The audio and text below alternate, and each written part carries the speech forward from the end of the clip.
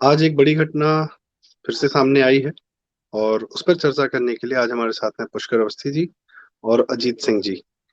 घटना ये कि जैसा कि ये सर्वविदित था, सब लोग जानते थे, अखिलेश यादव जी करहल विधानसभा से, जो कि उनके अपने बनाए हुए एक्सप्रेसवे के बगल में पड़ता है, वहां पे से उन्होंने नामांकन भर दिया है कि वो वहां से चुनाव लड़ेंगे।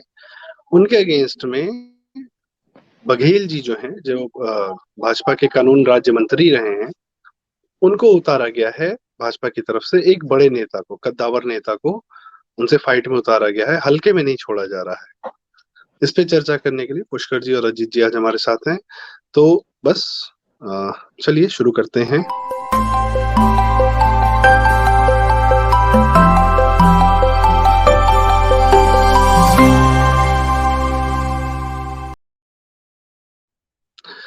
पुष्कर अवस्थी जी, सबसे पहले मैं आपसे जानना चाहूंगा इनका परिचय, जिनको प्रत्याशी बनाया गया है भाजपा की तरफ से, बघेल जी को, इनका परिचय और इसके क्या मायने हैं।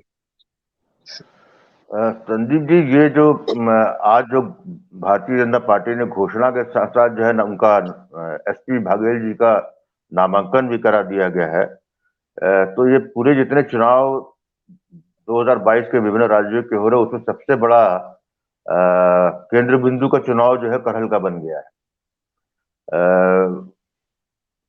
समाजवादी पार्टी के मुखिया अखिलेश यादव जी, जो कि सपा पार्टी की तरफ से उत्तर प्रदेश में मुख्यमंत्री के पद के उम्मीदवार भी हैं, उन्होंने जब से घोषणा की कि वो करहल से खड़े होंगे तभी से चर्चा में थे।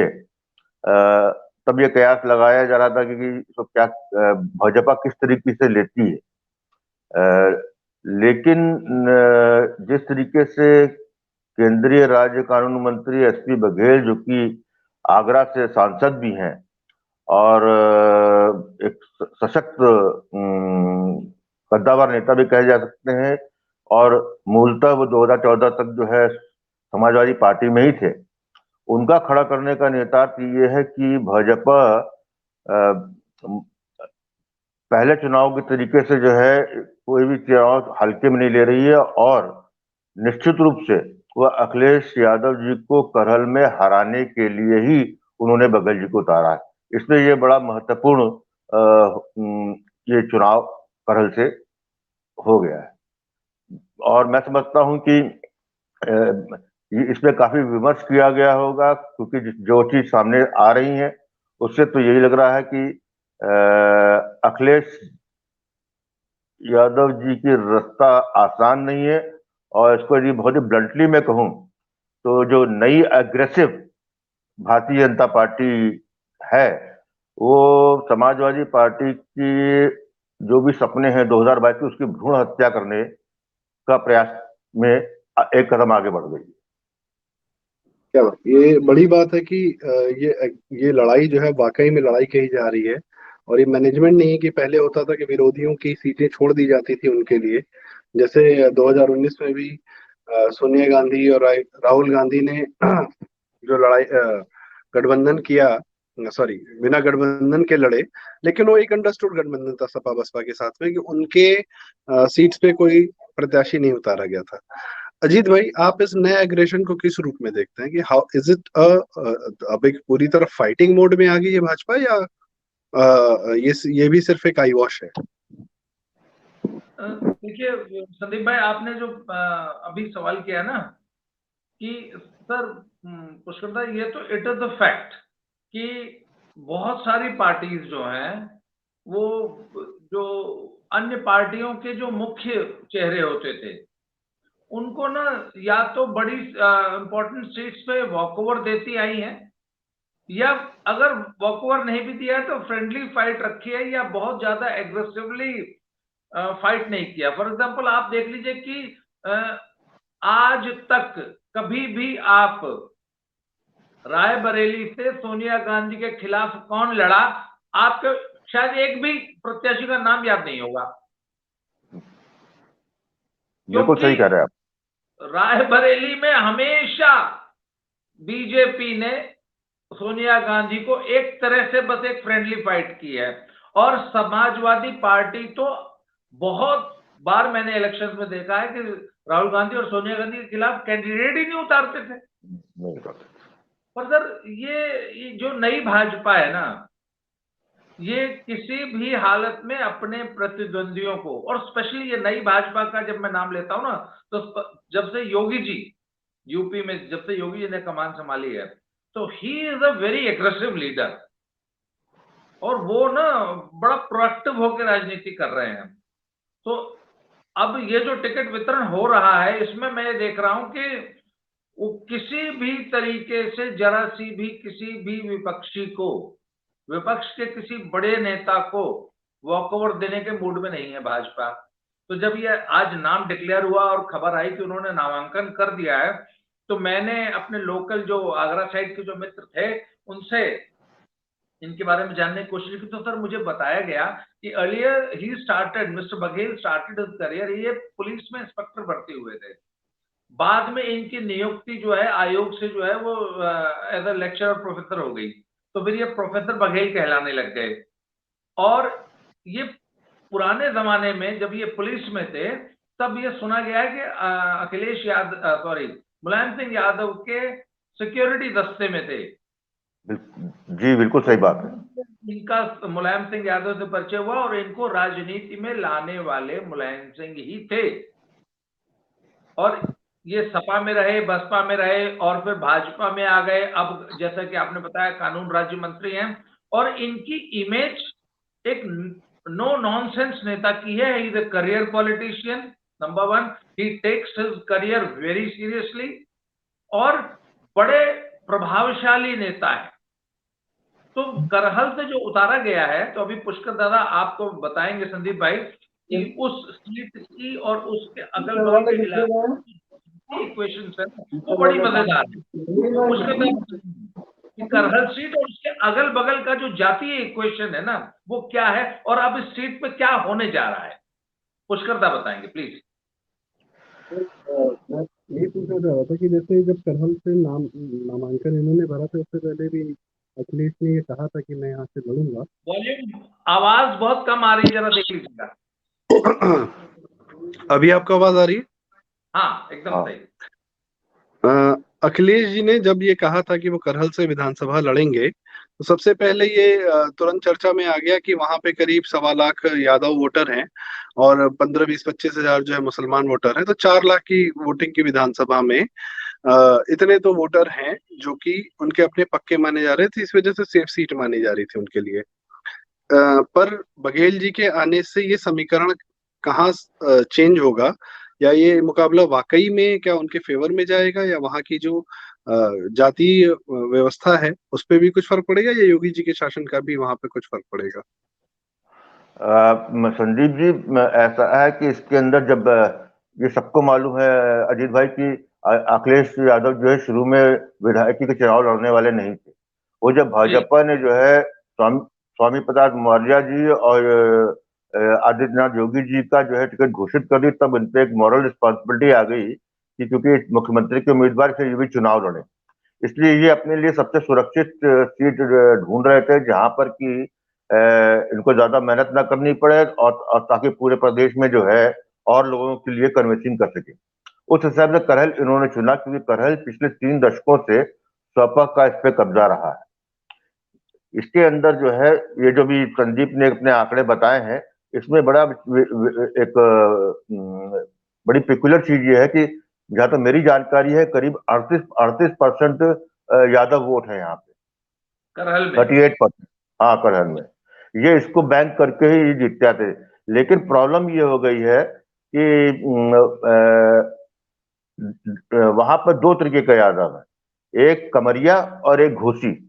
ये मुलायम सिंह का परिवार जो अखिलेश यादव जी हैं, ये कमरिया यादव में आते हैं, और दूसरे घोसी यादव होते हैं वहां पर। जबकि रेशो जो है 30% कमरिया यादवों का है और 70% जो है घोसी यादव है।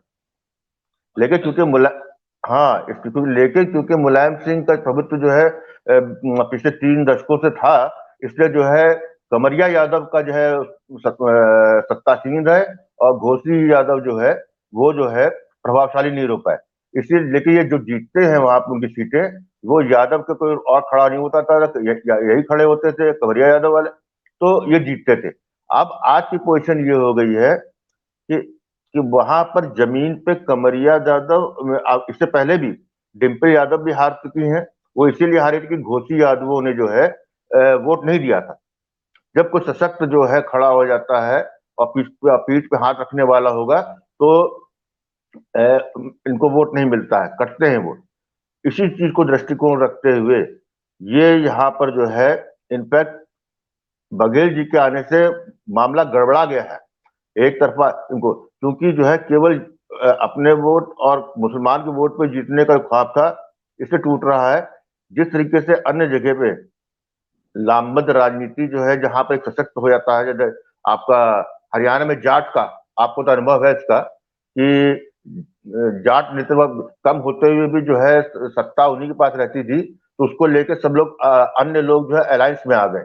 तो जी करहल में भी जहां तक मेरी बात हुई है, जो मुझे पता लगा है कि करहल में आप यही देखने जा रहे हैं। वहां पर जो है बाकी जातियां जो है, वहां पर ब्राह्मण भी है, जो अग्निहोत्री जी वहां से मंत्री हैं, उनका बड़ा उनका अच्छा खासा वोट बैंक है।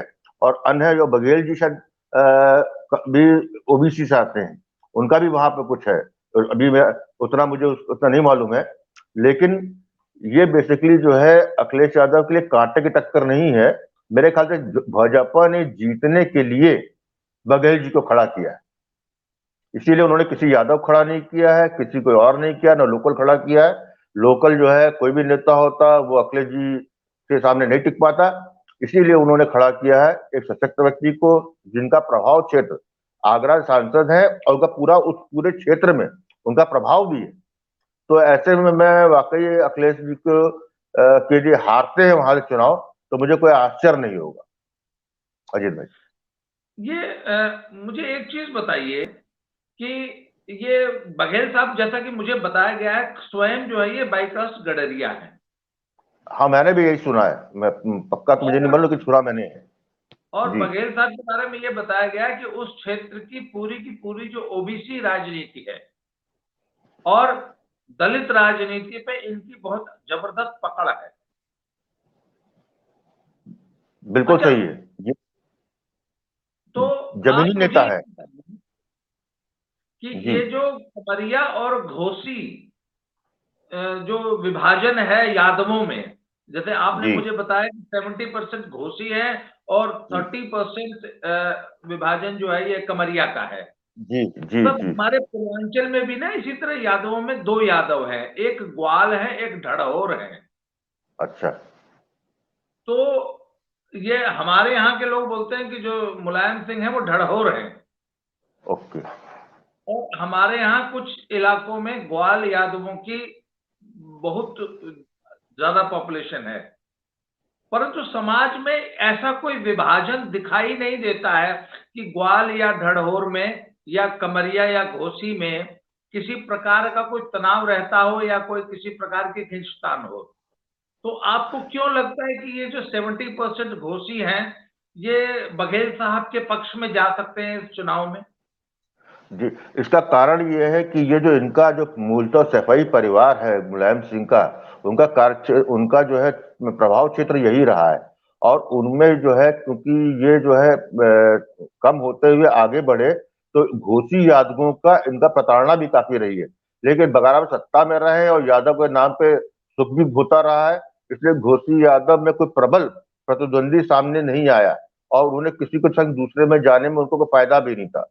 लेकिन आज की तारीख में जब समाजवादी पार्टी का जातिगत वाला जो राजनीति है वो पराभव की तरफ है, उसको देखते हुए जो है वहां पर जो मेरे पास खबर आ रही है मैनपुरी से, उसके अनुसार जो है घोसी यादव जो है वो इस बार सफाई परिवार से अपना हिसाब किताब करने में आतुर है और उसी मनोभावना को भाजपा कैश करने जा रही है।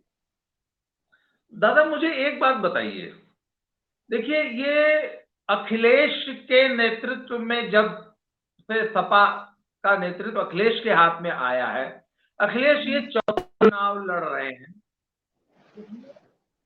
पिछले 3 चुनाव में वो बुरी तरह हार चुके हैं। और जैसा कि जो अभी जो समीकरण दिख रहे हैं या जो हवा चल रही है, जो हम लोग का आकलन है कि 2022 में ये बुरी तरह हारने जा रहे हैं। तो बिल्कुल। एज यादव लीडर अखिलेश का आप क्या भविष्य देखते हैं यादवों के नेता के रूप में? और हाँ, यादव वोट बैंक इस यदि ये 22 में भी दोबारा अखिलेश हार जाते हैं तो लगातार 4 चुनाव हारने के बाद क्या भविष्य में यादव वोट बैंक इसी तरह मजबूती से अखिलेश के साथ खड़ा रहेगा? आपको क्या लगता है? अजीत सिंह जी, मेरा जो मेरा मैं जमीन में धरातल में देख रहा हूँ, या जो राजनीति में अब तक जिस तरीके से घटनाएं बढ़ती हैं, अखिलेश का सबसे बड़ा वीक पॉइंट ये है कि अखिलेश जी को यादव का नेतृत्व, यादव जाति का नेतृत्व जो है परिवार से मिला है, पिता से मिला है। इन्होंने कमाया नहीं है, अर्जित नहीं किया है। मुलायम सिंह यादव जो है धरती के नेता थे, उनमें 50 कमियां होंगी, लेकिन वो जमीनी नेता थे। उनको जो है सबको जोड़ के रखना उनको आता था। वो करते तो वही थे सबसे जो उनको करना था, लेकिन सबको जोड़ते थे। अखिलेश यादव को ये माइन्यूट जमीनी धरातल राजनीति से उनको बिल्कुल भी ज्ञान नहीं, इसलिए जो पुराने वोट बैंक यादवों का था, वो काफी कुछ इनके पिता और चाचा के जाने के बाद जो इनसे छटक चुका है। आज जो इनके साथ है वो भी उनके साथ वही लोग हैं जो जमीन से नहीं जुड़े हैं। ऐसे में जो है ये हमेशा एक अंत आता है किसी भी क्षेत्रीय पार्टी का, जो जो विरासत की पार्टी होती है, कि जब आप धरातल से कट जाते हैं तो आपका जाति का वोट बैंक भी आपसे कटता है। जब उसको जो है, क्योंकि आज यादव को क्या मिल रहा है, यादव जो है टोटली पूरे उसमें यादव मुस्लिम और मुसलमान का गठबंधन, मुस्लिम का, जिसका इन्होंने खुद ही इतना प्रचार किया है, वो एक नकारात्मक प्रभाव दिखा रहा है यादव जनजाति में। सॉरी, यादव जाति के जितने लोग मैं जिनसे मिलता हूँ या जो मुझसे बात करते हैं, उनको बड़ा इस पे एक क्षोभ है इस बात का कि उनको जो है आप मिला देते हैं मुसलमान वर्ग के साथ में। तो ये जो है रिजेंटमेंट जो है वो एक छटक से हट रहा है, और ये होने वाला है। 2022 में फिर हारेंगे, और उसके साथ ही जो है इनका जो है यादव जाति के बल पर जो जातिगत राजनीति समाजवादी पार्टी की और अखिलेश यादव की होगी, वो मैं समाप्त होते हुए देखता हूँ।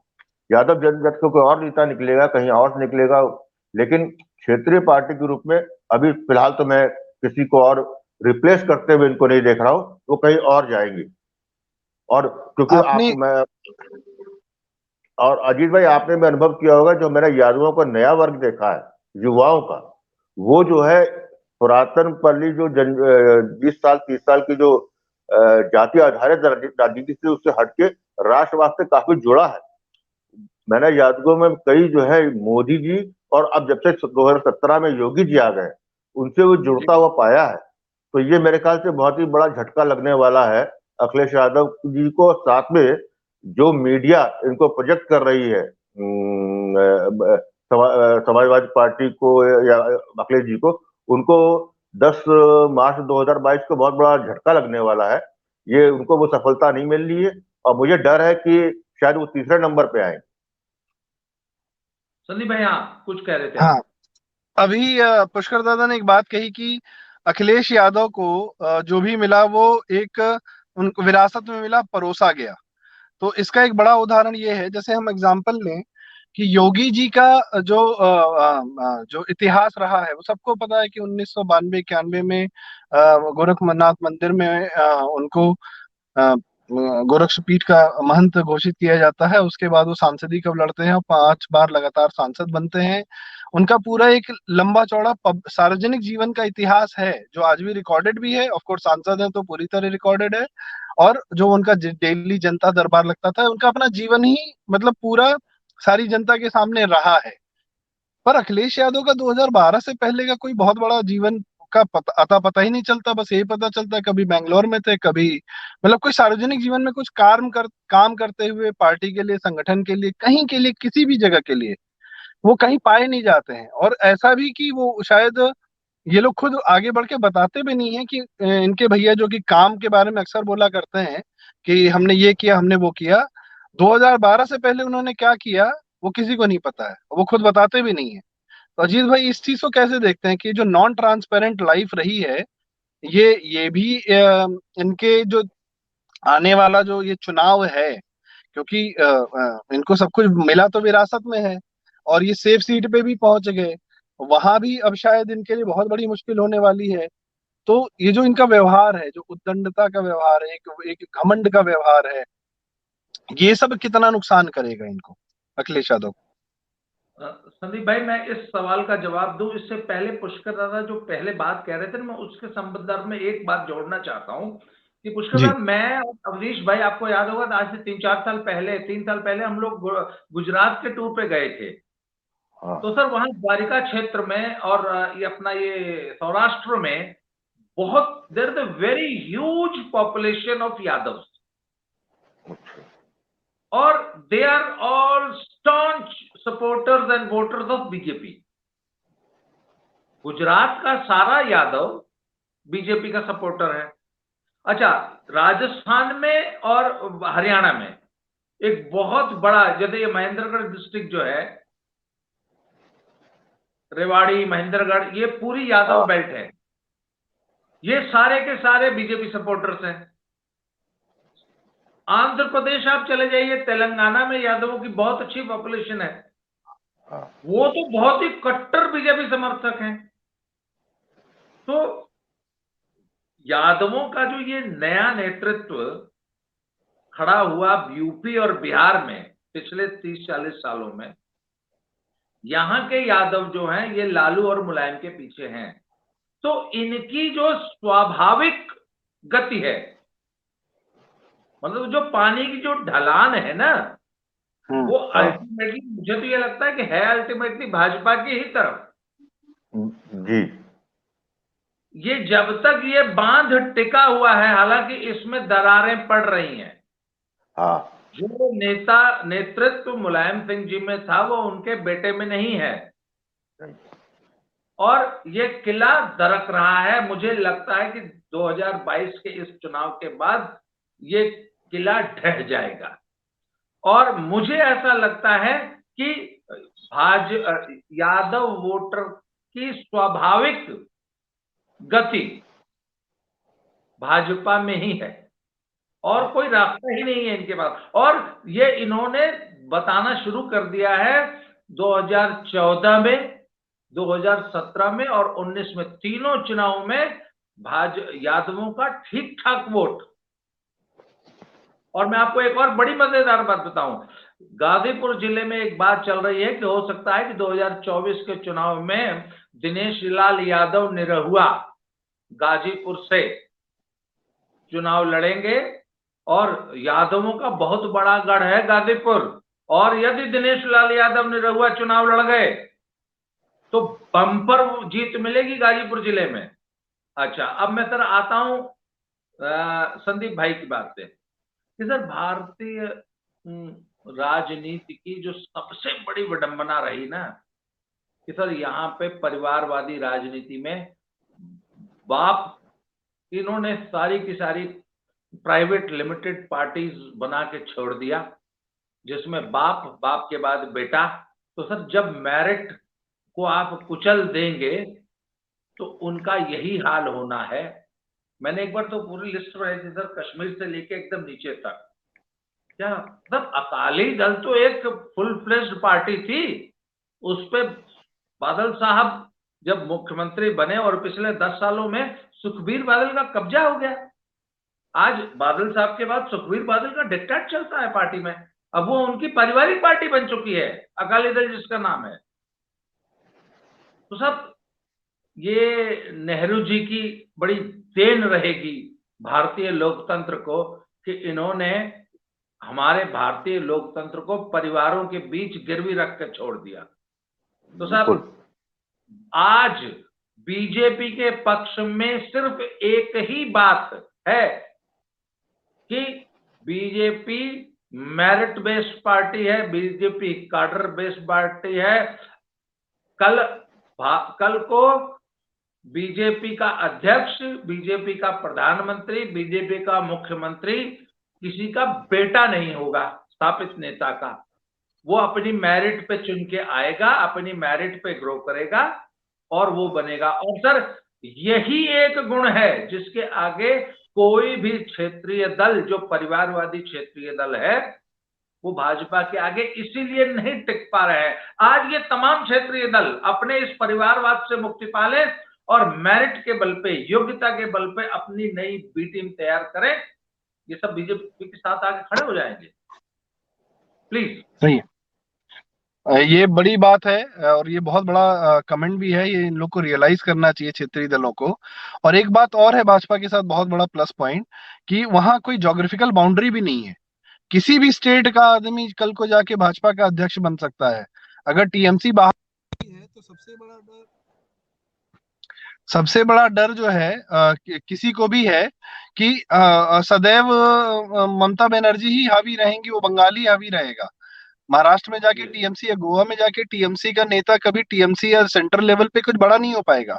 केजरीवाल की सबसे बड़ी सफलता और असफलता पंजाब में यही है कि पंजाब का कि आप पार्टी का ये आदमी जानता है कि केजरीवाल से हम ऊपर कभी नहीं हो पाएंगे और केजरीवाल किसी को होने नहीं देंगे। तो ये क्षेत्रीयता में जकड़े हुए लोग भाजपा में, ये कहीं कोई बात ही नहीं है। भाजपा में यूपी का आदमी भी अध्यक्ष हो सकता है, गुजरात का भी हो सकता है, हिमाचल का भी हो सकता है, सॉरी, आसाम का भी हो सकता है, कोई भी हो सकता है। जी। और इस पे मैं पुष्कर दादा का क्लोजिंग रिमार्क्स चाहूंगा कि चूंकि अब हमारा समय हो गया है, कि इस पूरे घटनाक्रम पे आपकी अंतिम प्रक्रिया क्या है और आपकी भविष्यवाणी क्या है। आपकी भविष्यवाणी भी महत्वपूर्ण है सर। मेरी भविष्यवाणी तो क्या, राजनीति में भविष्यवाणी करना तो ठीक नहीं है, लेकिन फिर भी जो मेरा अनुभव है कि मुझे लगता है कि करहल में बघेल जी को खड़ा करने के पीछे अखिलेश यादव को हराने का है। उनको वहां घेरने का नहीं, बल्कि उनको जो है हराने का है। और इसी हार के साथ ही जो है भाजपा के पास जो है अखिलेश यादव की पॉलिटिक्स का पेशेंस बिल्कुल नहीं। वो वो मैं समझता हूं कि उनका वो जो अजीत भाई से कह रहे हैं बिल्कुल सही है। 2024 अभी 2022 में और दरकेगा इनका वोट बैंक, और 24 में पूरी तरह दरकेगा। और अजीत सिंह के वो अखिलेश यादव की राजनीति इसी के साथ ही जो है अपने अस्तांचल के लिए आगे बढ़ जाएगी, मैं यही देखता हूँ। अजीत भाई, आपका closing remarks on this entire thing.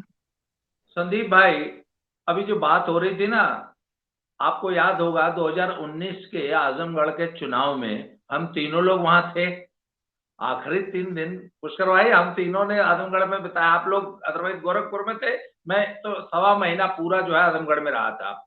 तो सब आखिरी के 4 दिन आपको याद होगा कि अखिलेश यादव ने आजमगढ़ का चुनाव कैसे लड़ा था और कैसे कैसे मनी बैग्स हैं और धर्मेंद्र वीआईपी यादव। भी कम से कम 1000 फॉर्च्यूनर और पजेरो, याद है आपको, आजमगढ़ में घूम रही थी। और आजमगढ़ में हमें पूरे आजमगढ़ में एक होटल का रूम नहीं मिला था, इतनी ज्यादा पजेरो आई थी। और हर पजेरो में जो है 10, 20, 50 लाख रुपया कैश जो है वो घूम रहा था। और आखिरी 4 दिनों में 5 दिनों में कितना जबरदस्त पैसा बांटा गया था आजमगढ़ में, ये सब हमने अपनी आंख से देखा है। प्रताप, इस बार करहल में बांटने के लिए ना वो मनी बैग्स हैं नहीं। इनको करहल में चुनाव लड़ने में जो सबसे बड़ी समस्या आने जा रही है कि पैसे की। अखिलेश के पास मनी बैग्स नहीं है। और ये चुनाव बीजेपी करहल में अखिलेश को हराने के लिए लड़ रही है। और इस बार अब आया है ऊंट पहाड़ के नीचे। बिल्कुल सही। बड़ा मजेदार चुनाव होने जा रहा है सर। बिल्कुल सर, बिल्कुल।